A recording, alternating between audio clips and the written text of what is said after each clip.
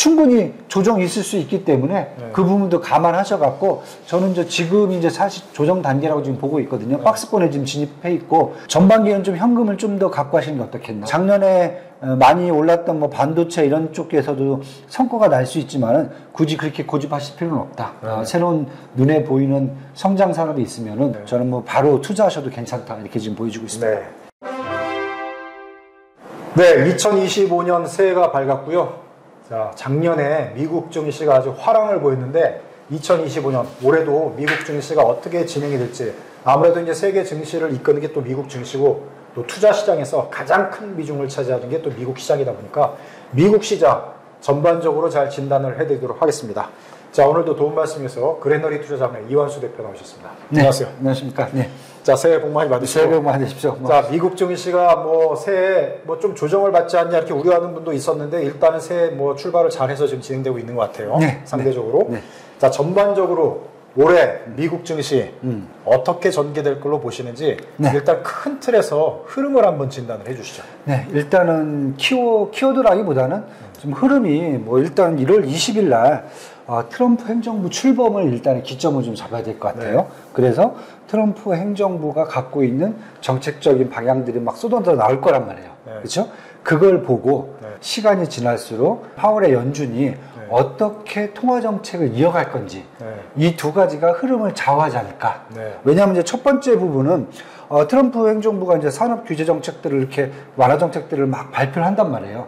그러면은 어떠한 업종들, 특히 증시에서 어떤 업종들이 수혜를 받을까 이런 부분들이 먼저 눈에 보일 겁니다. 그리고 나머지 업종들은 제가 봤을 때는 조금 조정을 이제 거쳐야 될 것 같고요. 그리고 시장에 이제 연준의 통화 정책이 다시 완화 정책으로 방향을 붙잡고 간다라고 했을 경우에는 그때는 유동성이라든지 수급이 원활해지거든요. 그러면은 그때부터는 개별 업종이 아니라 시장 전반적인 지수를 끌고 올라갈 수 있는 모멘텀도 그때 나오거든요. 그래서 저는 아마 전반기 때는 전반적으로 봤을 때 업종별 차별화가 이루어지면서 지수는 그렇게 크게 상승하지 못할 것 같다. 이거 지켜봐야 되니까요. 그리고 하반기 때는 만약에 연준의 통화 정책이 우리가 예상했던 것 같이 완화 정책이 지속된다라고 했을 때는 하반기 때는 지수 위주로 시장이 올라갈 수 있는 모멘텀이 발생하지 않을까.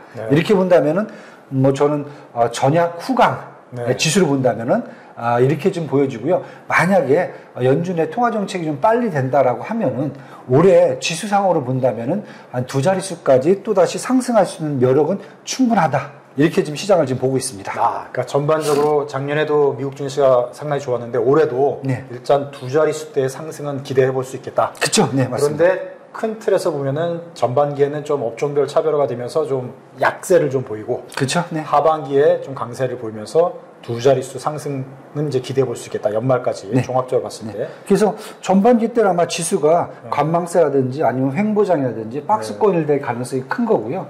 하반기 때 만약에 우리가 예상했듯이 연준의 통화 정책이 지속된다 그러면 작년도 마찬가지였어요. 하반기 때 연준의 통화 정책이 지속되면서 지수는 또 그때 끌어올라갔거든요. 그래서 올해도 그렇게 좀 보시는 게 어떻겠나 이렇게 지금 보여집니다. 일단 1월 20일 트럼프 2기 정부, 그러니까 트럼프 대통령이 취임할 때까지는 그냥 요런 추세로 시장이 이제 뭐 작년과 비슷하게 좀 간다고 봐야 될 것 같고 그때부터 실질적인 2025년 시장이 시작된다. 이렇게 봐야 될 것 같네요. 자, 그러면 전반적인 흐름은 그렇게 진단을 해주셨고, 자, 2025년 미국 증시에서 우리가 눈여겨봐야 될 체크 포인트, 키워드 중심으로 단어를 탁탁 끄집어 주신다면 어떤 단어를 얘기해 주실 수 있을까요? 일단은 크게는 두 개가 나왔어요. 결국 트럼프하고 파월이다. 트럼프가 그쵸? 새로운 정부 들어서면서 트럼프가 전개할 정책. 그렇죠. 그 다음에 파월이 통화를 어떻게 대응해서 시행할지. 맞습니다. 이 두 인물의 움직임이 시장을 좌우한다. 두 개의 속도죠. 트럼프 같은 경우에는 먼저 치고 나갈 거예요. 규제 완화라는 부분을 치고 나가면서 시장에 업종별 모멘텀을 줄 거예요. 어떤 업종은 사실 여기서 소외될 수도 있고 어떤 업종은 수혜를 받으면서 치고 나갈 수도 있고 그렇기 때문에 전반기 때는 어떻게 보면 트럼프의 산업 규제라는 규제 완화라는 부분이 되게 큰 시장의 모멘텀을 작용할 것 같고요. 그리고 이것을 좀 지켜본 후에 그러면은 연준 입장에서 그럼 통화 완화 정책. 왜냐면은 지금 보시면 인플레이션이라든지 경기 성장률, 뭐 노동 지표 이런 것들 다 봤을 경우에는 지금 기준금리가 4.5%잖아요. 네. 지금 내려도 사실 뭐라고 할 사람도 없어요. 이 정도 수준에서는. 그런데 연준이 굳이 트럼프 행정부의 정책적 어떤 효과를 지켜보겠다고 했거든요. 그렇다 보면 그 시간은 좀 줘야 된다. 그리고 언제부터 다시 그러면은 연준의 통화 완화 정책이 시작될 건지 그 시기가 두 번째는 저는 아마 키포인트가 되지 않을까. 그때가 이제 모멘텀이 될 수가 있다. 그때는 이제 유동성이 들어올 수가 있거든요. 그럼 전반적으로 지수라든지 시장이 전반적으로 붐업할 수 있는. 근데 만약에 이게 기준금리가 우리가 생각했던 반대 방향으로 간다. 그때 이제 시장이 다시 꺼지는 방향으로 갈 수가 있는 오히려 거죠. 예상치 못하게 트럼프 정부 들었으면서 막 인플레 현상 발생하고 막. 그렇죠. 금리를 올려야 되잖아. 이럴 경우에는.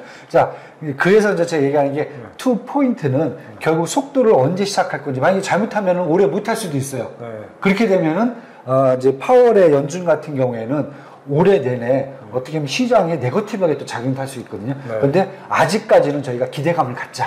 네, 그런 측면에서 두 가지 트럼프, 파월 요것만 보셔도 일단 올해 2025년도는 전반적인 시장을 설명할 수 있지 않겠나 이렇게 지금 보여집니다. 네. 좋아요, 구독. 자, 키워드는 일단 인물로 꼽아주셨어요. 트럼프, 파월. 그래서 트럼프 신정부가 들어서서 어떤 정책을 펼치는지, 자, 물가 동향, 또 실업률 어떻게 통제를 할 수 있는지 이런 것들을 보고 이에 따라서 이제 파월이 또 통화 정책을 어떻게 쓸 건지 이런 것들을 보시면 전반기에 미국 시장의 흐름을 읽을 수가 있다. 네, 맞습니다. 그래서 이제 그때 포인트를 보면서 업종과 종목을 또 선별적으로 골라가시면 될 텐데, 자, 우리가 그때까지 계속 기다리고 있으면 그럼 안 되죠. 투자의 타이밍을 다 놓쳐요. 그렇죠. 네, 맞습니다. 투자의 타이밍을 다 놓치기 때문에 일단 업종과 종목을 좀 전략을 짜야 됩니다. 그렇죠. 네. 그래서 2박에 보실 때 작년에는 이제 미국 증시가 AI 반도체 뭐 중심으로 해서 빅테크가 또 시장을 이끌었다고 볼 수 있잖아요. M7 중심으로. 그런데 올해도 똑같이 그런 빅테크 중심으로 또 AI 반도체가 시장을 주도할 건지 아니면 다른 또 틈새 업종들을 우리가 눈여겨봐야 될지 그걸 또 포인트를 잡아주시죠. 저는 뭐 AI만 한정적으로 보기에는 올해 시장을 잘못 볼 수도 있다. 저는 큰 틀에서 본다면 아까 트럼프 말씀을 드렸잖아요. 트럼프 행정부의 산업별 규제 완화가 가장 큰 핵심 포인트다.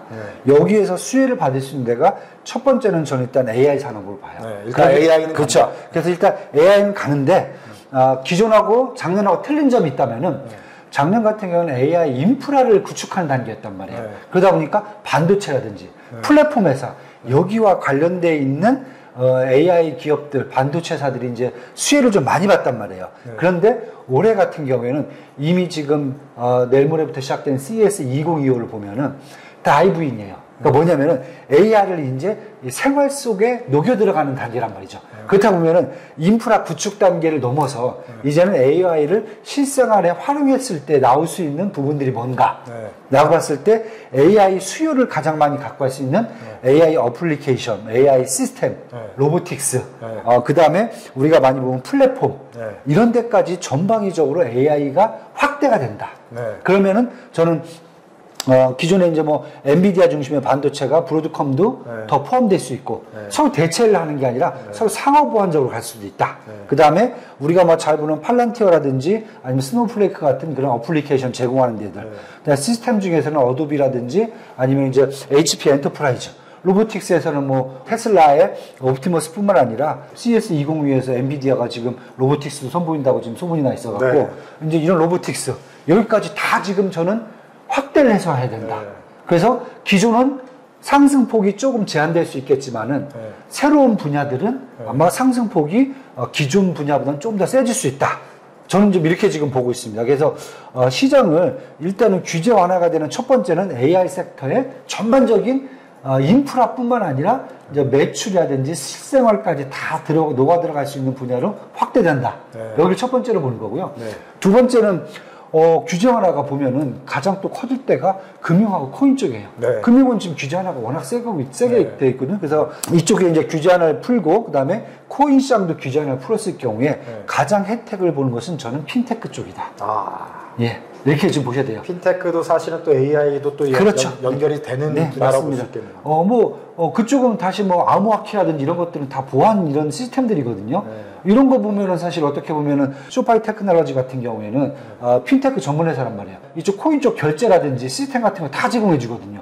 이런 부분도 있고 한편으로는 또 과거에 이제 전투 금융들이 있어요. 인터넷 전문 뱅크 이런 것까지 다 이쪽에서 커버해 주기 때문에 어펌이라든지 아니면 이제 쇼파이 테크놀로지, 로켓츠 뭐 이런 우리가 기존에 봤던 핀테크, 뭐 페이팔까지 이렇게 보시면 될 것 같아요. 그래서 저는 금융 쪽에서는 기존의 상업은행이 아니라 조금 더 금융시장에서 핀테크 쪽을 보시면은 전통 금융과 그 다음에 코인 쪽을 다 아우러서 관리를 해줄 수 있는 쪽을 한번 보셔라.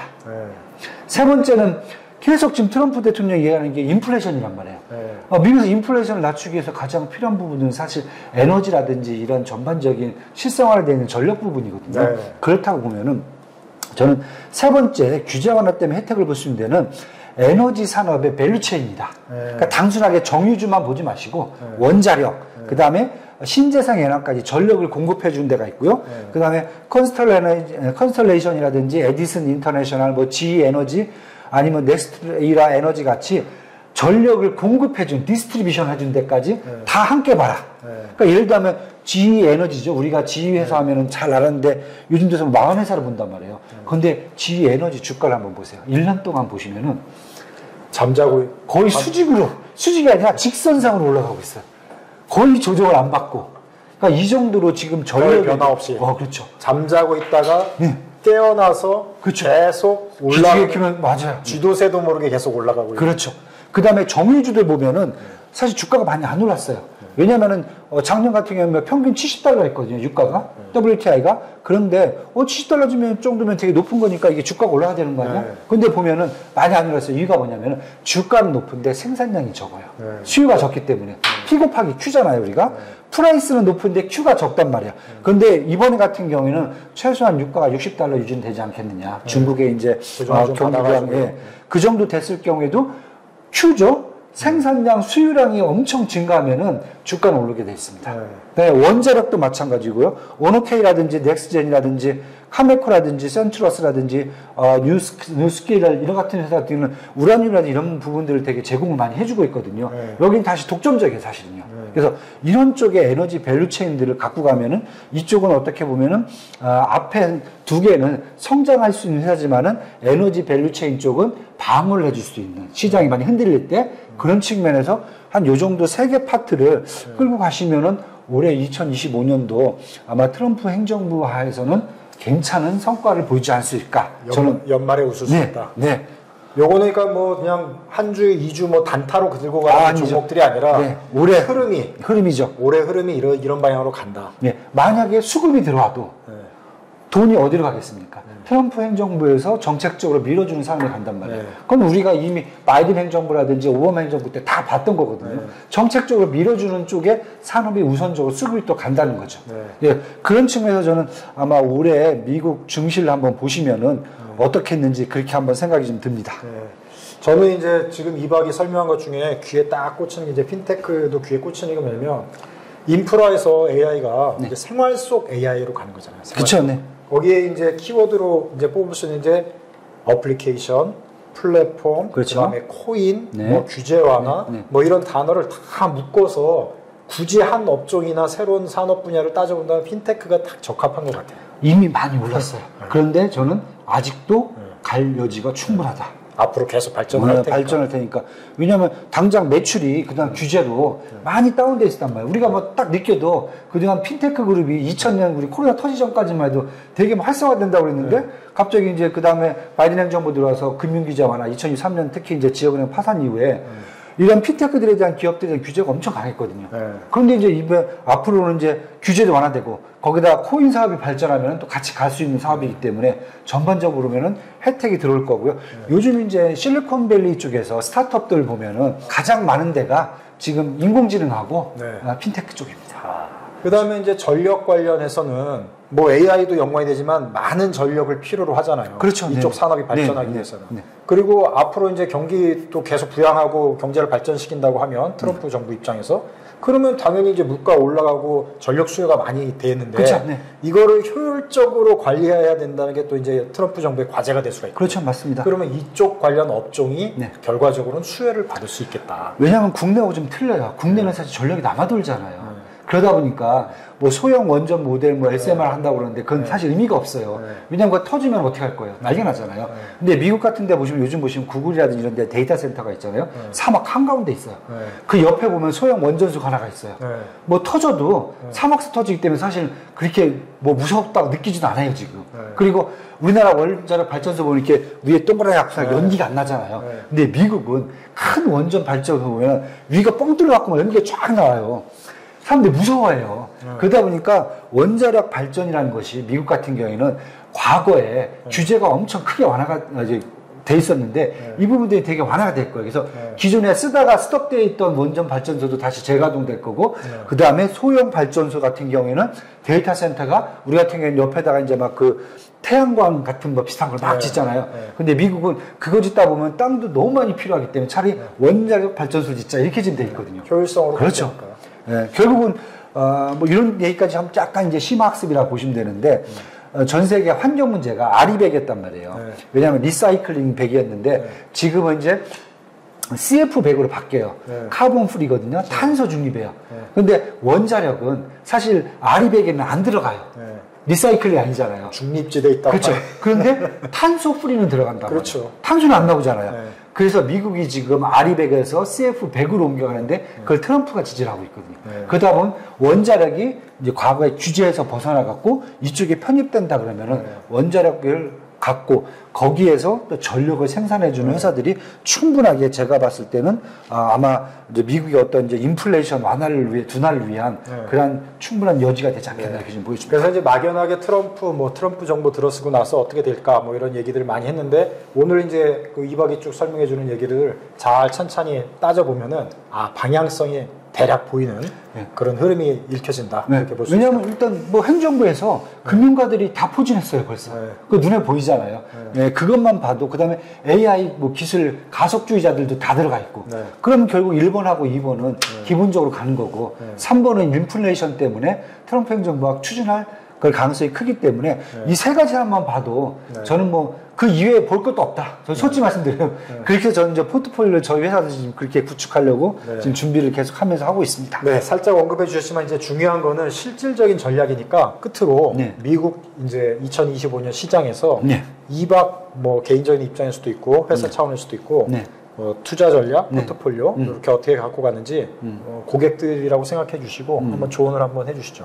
올해 같은 경우에는 제가 봤을 때는 지수가 이렇게 전반적으로 확 시장을 끌고 가기는 쉽지는 않을 것 같아요. 물론 수급적인 측면들이 되게 원활하게 움직일 수는 있겠지만은 그렇다고 보면은 너무 많이 포트폴리오를 할 필요는 없다. 저는 집중적으로 아까 말씀드린 그런 업종에서만 좀 추리시는 게 좋은 것 같고요. 작년보다는 더 좀 추리는 게 필요하다. 네, 뭐 이것저것 다 사다 보면은 밑도 끝도 없을 것 같아요. 그래서 집중적인 포트폴리오를 갖고 하셔야 될 것 같고, 그리고 두 번째 중요한 것은 많이 올랐다고 해서 뺄 필요는 없다.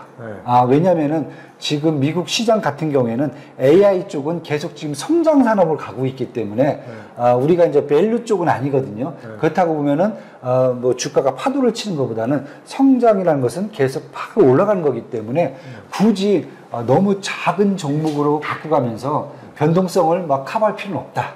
저는 조금 큰 종목이라도 성장성만 좋다라고 하면은 계속 붙잡고 가시는 그런 전략을 좀 취하는 게 좋을 것 같고요. 뭐 충분히 조정이 있을 수 있기 때문에 그 부분도 감안하셔갖고 저는 이제 지금 이제 사실 조정 단계라고 지금 보고 있거든요. 박스권에 지금 진입해 있고 S&P 보면 지금 뭐 한 7,500에서 한 8,500 정도. 예를 들면 이제 그렇죠. 작년과 올해 대비해서 좀 업종이나 종목을 좀 추리고 약간의 조정을 대비해서 종목을 좀 변화시킨다면은 약간 현금 비중을 또 준비하는 그런 시기라고 볼 수도 있겠네요. 전반기에는 좀 현금을 좀 더 갖고 하시는 게 어떻겠나. 종목을 좀 조정하면서. 그렇죠. 그리고 작년에 많이 올랐던 뭐 반도체 이런 쪽에서도 성과가 날 수 있지만은 굳이 그렇게 고집하실 필요는 없다. 새로운 눈에 보이는 성장 산업이 있으면은 규제 완화 산업이 있으면은 저는 뭐 바로 투자하셔도 괜찮다 이렇게 지금 보여주고 있습니다. 네. 전반적으로는 이제 전략 차원에서 종목을 작년보다는 좀 줄이고 집중을 할 필요가 있고 또 일부 변화를 주기 위해서는 또 현금 비중도 좀 높여가면서 전반기를 좀 준비할 필요가 있다. 네. 그래서 어떤 터닝 포인트가 오고 모멘텀이 생겼을 때 그 준비된 현금으로 또 새롭게 투자가 들어가는 그런 그렇습니다. 식의 그 미국 시장 보시면 어떨까? 이렇게 정리를 해볼 수 있겠네요. 네, 그렇습니다. 알겠습니다. 자, 오늘은 이 정도로 미국 증시 올해 전반적인 큰 틀에 있어서 방향성, 그 다음에 투자 전략, 포트폴리오 어떻게 갖고 가야 될지, 또 새로운 업종, 또 종목 진단해드렸습니다. 자, 유익하셨다면 좋아요, 구독 부탁드리고요. 자, 투자는 또 이제 본인 또 판단에 의해서 또 하시는 거니까 저희들은 그냥 조언을 단순히 드렸다 이렇게 보시고 또 마음에 드시는 어떤 업종과 종목으로 새롭게 전략을 짜보는 그런 한 해 되셨으면 좋겠고 또 올해도 성공 투자 하시기를 기원하겠습니다. 자, 시청해 주셔서 고맙습니다.